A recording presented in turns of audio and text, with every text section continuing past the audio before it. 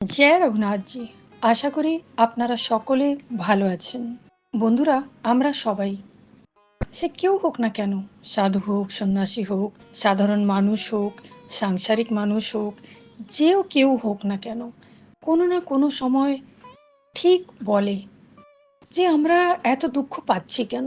আসলে কি জানেন তো, আমরা না ভুলেই গেছি যে আমরা যে এই পৃথিবীতে জন্ম নিয়েছি, এটা তো হচ্ছে দুঃখালয়। এটা দুঃখের জায়গা। এটা হচ্ছে এক প্রকারের মায়াপুরী। আমরা সেই মায়াপুরীতেই হাবুডুবু খাচ্ছি, তো সেখানে তো দুঃখ পাবই। কিন্তু এই জ্ঞানটা আমাদের আগের থেকেই কেড়ে নেওয়া হয়েছে। আজ আমাদের বইতে আমরা এসব শিক্ষা পাই না। আমরা ভৌতিক যুগের যে চোখ ধাঁধালো আনন্দগুলোকে ভোগ করতে বেশি ভালোবাসি। তাই বোধহয় মনে হয় যে দুঃখই বোধহয় আমাদের জীবনকে হ্রাস করছে। আসলে সেরকম কিছুই নেই। আমাদেরকে মেনে নিতে হবে যে এই পৃথিবীটা দুঃখালয়, তো এখানে দুঃখ তো ভোগ করতেই হবে। যখন আমাদের জন্ম হয়েছে, তো আমাদেরকে আনন্দের সাথে এটা স্বীকার করতেই হবে। না হলে কিন্তু দুঃখের যে বোঝ, সেটা কিন্তু আমাদের মাথাকে ভার করে দেয়। আর সেখান থেকে অনেক মানুষ বেরাতে পারে না।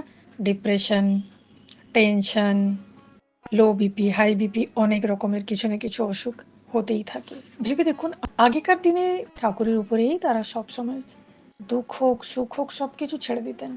সুখ পেলে অহংকার করতেন না, আর দুঃখ পেলে ভেঙে যেতেন না। তাই বোধহয় তারা এত আনন্দের সাথে জীবন কাটাতে পেরেছেন। কিন্তু আজ আমাদের কাছে সব কিছু আছে, কিন্তু আমাদের কাছে সেই মনোবলটা ক্রমশ কমে যাচ্ছে।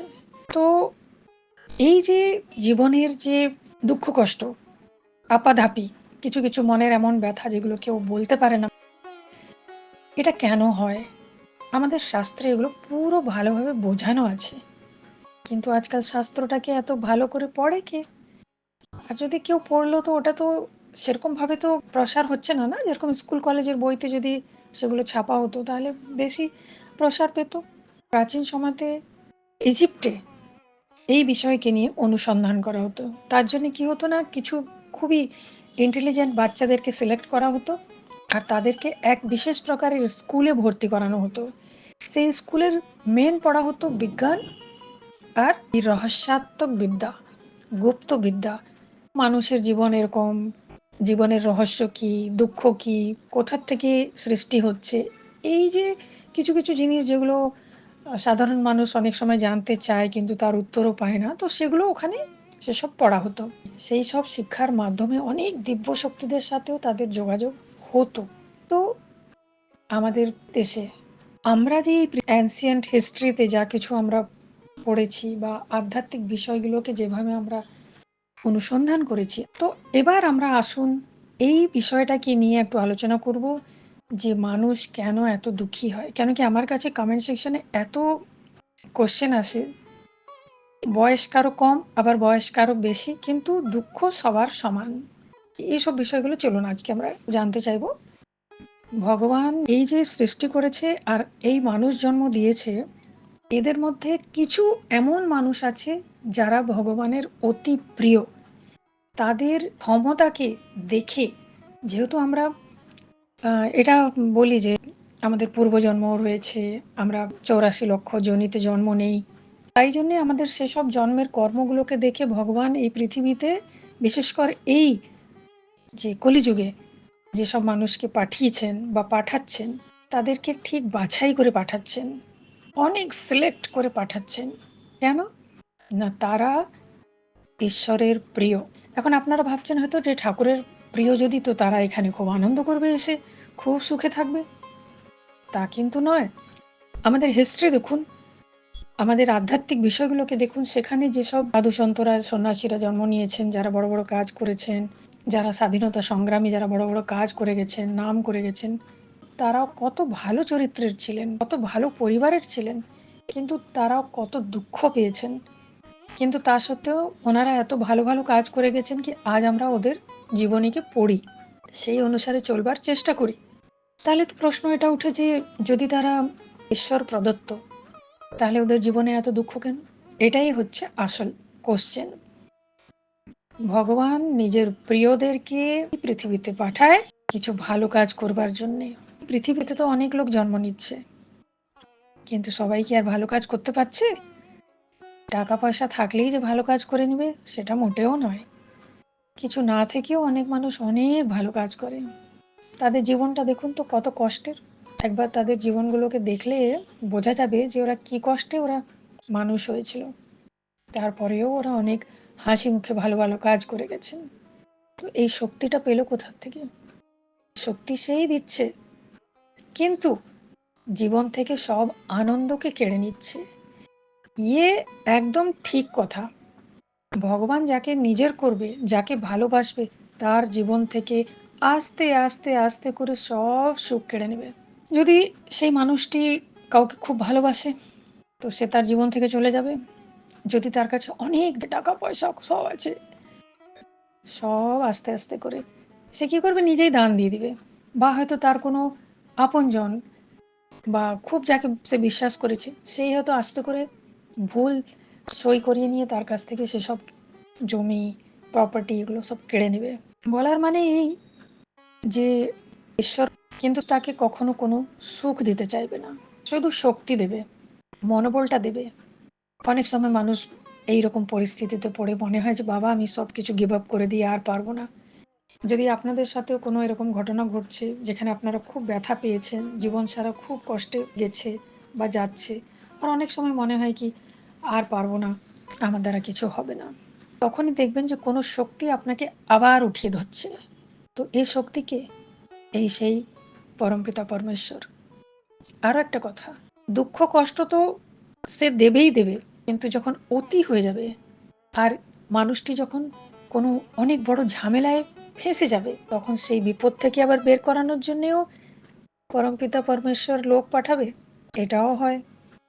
তাই জন্য আমরা বলি না যে একটা চমৎকার হয়ে গেল, এমন ঝামেলায় পড়েছিলাম, বাঁচবার কোনো রাস্তা ছিল না, কিন্তু হঠাৎ দেখলাম যে এক লোক এসে আমাকে উদ্ধার করে নিল, আর বাকি সবাইরা হাঁ করে দাঁড়িয়েছিল, কেউ কিছু বলতেই পারলো না। তো এ কি? এই সেই ঈশ্বরেরই কৃপা। আরও কিছু কিছু কথা বলছি যে এই ধরনের লোকেদের প্রায় চিন্তাধারা, বোধ শক্তি, জ্ঞান একদম আলাদাই রকম হয়। সাধারণ মানুষ যেভাবে কোনো জিনিসকে দেখে, এরা কিন্তু সেই জিনিসটাকে আরও বেশি বাড়িয়ে বড় করে অন্যভাবে দেখে। মনে হয় যে এদের থার্ড আই অলরেডি ওপেন আছে। হতেও পারে এদের কিন্তু সাংসারিক জীবন মোটেও ভালো লাগে না, আর এদের যদি জোর করে সাংসারিক জীবনে ঢুকানোও হয় তো বেশি দিন ঠিক মতন চলে না আর কি। আর যদিও এরা সবাইকে সেবা করে চালানোর চেষ্টাও করে, কিন্তু তার যে অতি আপনজন, অতি প্রিয়জন থাকবে, সেই এদেরকে নেগলেক্ট করবে, এটা হয়। যার ফলে এদের মন অন্যরকম হয়ে যায়, সন্ন্যাসী হয়ে যায়, সাধু হয়ে যায়, গৃহত্যাগী হয়ে যায়, বা গৃহতে থেকেও গৃহ সন্ন্যাসী হয়ে যায়। আবার এদেরকে প্রায় স্বপ্নে বা তন্দ্রা অবস্থাতে নিজেদের পূর্বজন্মের অনেক রকমের দৃশ্য দেখা যায়। তারা কোথায় ছিল, কি নাম ছিল, আরও কি কি তাদের সাথে কে কে ছিল, এইসব অনেক কিছু তারা বুঝতে পেরে যায়, অনেক কিছু। আবার এদের মধ্যে অনেক রকমের আশ্চর্যজনক প্রশ্নগুলো উঠে, সে প্রশ্ন হয়তো আর কেউ জিজ্ঞেস করবে না, কিন্তু এদের মনে সেগুলো উঠে, মনের ভেতরে খুঁজতেও থাকে। আর সেই মনের ভেতরেই তারা একটা উত্তর পেয়ে যায়, ঠিক সুন্দর একটা উত্তর পেয়ে যায়, মনের মতো উত্তর পেয়ে যায়, সমাধান পেয়ে যায়। কে দেয় এগুলো? সেই পরমপিতা পরমেশ্বর। ভগবান পদে পদে লক্ষ্য রাখছে এই মানুষটিকে, ইয়ে তো আমারই পাঠানো, আমারই সৃষ্টি করা, আমারই সিলেক্টেড বাচ্চা। তো চোখ ওদের উপরে ঠিক থাকে। এদেরকে সবসময় স্বতন্ত্র থাকতে বেশি ভালো লাগে, কারো আন্ডারে থাকা, কারো আন্ডারে কাজ করা, বা মনে অনেক কামনা বাসনা নিয়ে চলা, এসব জিনিস এরা পছন্দ করে না। এরা পুরোপুরি ঈশ্বরের উপরে, ইউনিভার্সের উপরে ভরসা রাখেন। কোনো তো একটি শক্তি আছে, এরা বিশ্বাস করেন। আর বেশিরভাগ সময় এরা এদের সাথেই এমনভাবে যোগাযোগ রাখেন কি অনেক কিছু জানতে পারেন, অনেক গভীর গভীর কথা জানতে পেরে যায় এরা। আর এই খোঁজেই গুরু দর্শন হয়। গুরু যেভাবে পথ দেখায়, তো এদের জীবন অনেক চমৎকারের জীবন হয়। সাধারণত এরা লোকালয়তে আসতে পছন্দ করে না, এরা খুবই ইন্টেলিজেন্ট হয়, মানে সুপার বলা যায় এদেরকে। তো আপনাদের মনে উঠতে পারে প্রশ্ন যে এত দুঃখ কেন ঠাকুর দেন? দেখুন, ঠাকুর স্বয়ং যখন জন্ম নিয়েছিলেন কৃষ্ণ রূপে, শ্রীরাম রূপে, এদের জীবন কিভাবে কেটেছিল? জন্ম থেকেই ভগবান শ্রীকৃষ্ণ লাস্ট পর্যন্ত কত দুঃখে কষ্টে ওনার দিন কেটেছে। ভগবান শ্রীরামেরও সেই অবস্থা। প্রারম্ভিক জীবন ওনার খুবই সুখের ছিল, কিন্তু যখন এই রাজ্যাভিষেক হবে, পুরো রেডি হয়ে গেছে সবকিছু, হঠাৎ রাত্রিবেলা খবর এলো কি বনবাস যেতে হবে। তো কোথায় রাজ্যাভিষেকের তৈরি হচ্ছিল, আর পরের দিনই সন্ন্যাসী বেশ হয়ে 14 বছরের জন্য বনবাস বেরাতে হলো।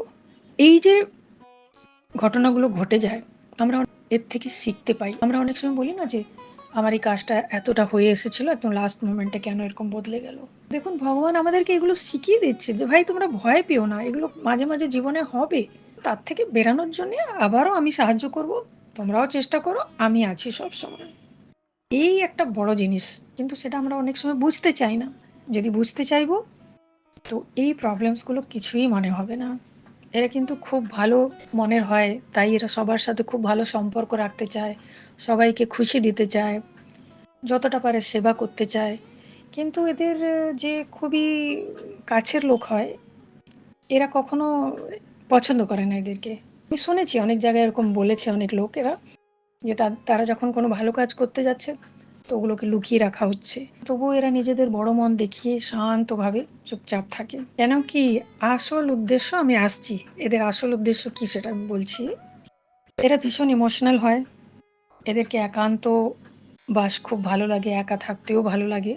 প্রথম জীবনে অতটা ভালো লাগে না, কিন্তু পরের দিকে এরা মানে সময়ের সাথে এদেরকে একা থাকতেই হয়, ওদের জীবন ওইভাবেই কাটে। যেটা আমি বলছিলাম যে ঠাকুর তাহলে এসব করায় কেন, একটা মনে প্রশ্ন ওঠে কি ভাই তুমি এত করে পাঠাবে পৃথিবীতে, তারপরে কষ্ট দিবে, তো তাহলে তোমার উদ্দেশ্য কি? এই ধরনের মানুষকে জন্ম দিয়ে তারপরে তাকে ভালো ভালো কাজ করাবে, অথচ তাকে কষ্ট দেবে। এটাই হলো আসল পয়েন্ট। ঠাকুর যাকে ভালোবাসে, ওনার ভালোবাসা হচ্ছে একান্ত ভালোবাসা। ওখানে সে নিজের ভক্তের ভালোবাসাকে শেয়ার করতে চায় না। আর সেবার চেয়ে বড় দুনিয়ায় কিছু জিনিস হয় না। ঠাকুর সেটাই জানিয়ে দিতে চান যে তুমি যখন পৃথিবীতে জন্ম নিয়েছো তো আমার জন্য কাজ করবে। মনে নেই তুমি আমাকে কথা দিয়ে গেছিলে যে আমাকে তুমি ভুলবে না, তুমি যাতে আমাকে না ভুলো তাই জন্যই আমি তোমাকে বারবার কষ্ট দিই, যাতে তুমি আমাকে স্মরণ করবে। ভগবান শ্রীকৃষ্ণের পিসি মা কুন্তী ভগবান শ্রীকৃষ্ণের কাছে এটাই বলেছিলেন যে আমাকে তুমি বারবার দুঃখ দাও। ভগবান শ্রীকৃষ্ণ আশ্চর্য পড়ে গেলেন, এ কি কথা বলছো পিসি? তখন মহারানী কুন্তী বলেছিলেন যে দুঃখে থাকলে আমি তোমাকে স্মরণ করব। কত বড়, কত সুন্দর বিচার। আমরা একটু দুঃখ পেলে ভেঙে পড়ি, ঠাকুরকে কত রকমের কথা আবল তাবল মুখ দিয়ে বেরিয়ে যায় অনেক সময়, যা আমি শুনি। একজন মহিলা আমাকে একবার বলছিলেন ওদের পারিবারিক গন্ডগোল হয়েছিল, তো ঠাকুরকে গালাগালি দিচ্ছিল। তো আমার বড় খারাপ লাগলো ওইসব শুনে। যাই হোক, সাধারণ মানুষের হয়ে যায় এরকম। আর এটা কেন হয়, যেহেতু ওরা ঠিক মতন জানে না যে এই ইফেক্টগুলো কেন হচ্ছে, ইফেক্টগুলো কেন পড়ছে, কেন মানুষের এইরকম ভোগান্তি, কি হয়েছিল। কিন্তু সাধারণ মানুষের জীবনের কথা আমি বলছি না, সেটা তো আলাদা জিনিস, তারা যেভাবে জীবন কাটায় সে আলাদা জিনিস। আমি এখানে যাদের কথা বলছি তারা স্পেশালি সিলেক্টেড, যাদেরকে ঠাকুর এই পৃথিবীতে কিছু ভালো কাজ করতে পাঠিয়েছে। আর তারা যদি নিজের মনকে বিচারকে ঠিক রেখে ভালো পথে চলবে, ঈশ্বর স্মরণ করে নিজের কাজকর্মকে সেবা কর্মকে ঠিক রাখবে, তো এরা নো ডাউট ইতিহাস বানাবে, এদের নামেও বই লেখা হবে। প্রায় দেখা গিয়েছে এদের জীবন্ত অবস্থাতে কিছু হয় না, এদের চলে যাওয়ার পরে এদের অনেক কীর্তির কথা গুণগান করা হয়। তবে একটা কথা বলবো, ঈশ্বর এদেরকেই সিলেক্ট করে পাঠিয়েছেন, এটাকে বিশ্বাস করতে হবে। যারা আমাকে জানিয়েছো তোমাদের কষ্টের কথা, একদম ভয় পেও না, খুব একটা কোথাও কারোর সাথে অ্যাটাচমেন্ট রাখবে না, মনের টান খুব একটা কারোর সাথে রাখবে না। যতটুকু যেখানে কাজ করবার করবে, মা বাবার সেবা করবে। প্রথম জীবনটা কিন্তু এখান থেকে স্টার্ট হবে। আজ যদি কিছুতে মন লাগছে না, তবে আমার এই ভিডিওটা শুনবার পরে তোমরা যারা ইয়াং বাচ্চা, ওরা কিছু কাজ করা আরম্ভ করো, নিজেরই ছোট কিছু একটা দোকান লাগাও, বিজনেস করো। এটাই ভাবো যে আমাকে আমার মা বাবার সেবা করতে হবে। দেখবে এই মা বাবার সেবা করতে করতেই তোমরা অনেক লোকের সেবা করতে নেমে পড়বে। আর তারপরে কোনোদিন পিছনে মুড়ে দেখবে না, আর তোমাদের মনে সে দুঃখ আসবে না যে আমি অনেক কিছু হারিয়েছি, অনেক কষ্ট পেয়েছি। যদি ঈশ্বরের হাত ধরে চলছো, তো মন থেকে দুঃখ কষ্টের বিষয়টা মুছে দাও। সে আছে, সে আজ নয় কিন্তু কালকে তোমাকে কিছু দেবে, এটা জেনে রাখো। আশা করি আজকে যে আমি এত কথা বুঝিয়ে বললাম, কি ঠাকুর কাদেরকে সিলেক্ট করে এই পৃথিবীতে কি কাজ করতে পাঠান, সেই বিষয়টি নিশ্চয়ই আপনাদের ভালো লেগেছে।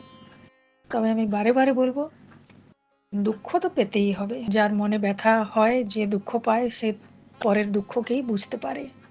তাহলে আজ এই পর্যন্ত। আপনারা সকলে ভালো থাকুন। জয় রঘুনাথজি।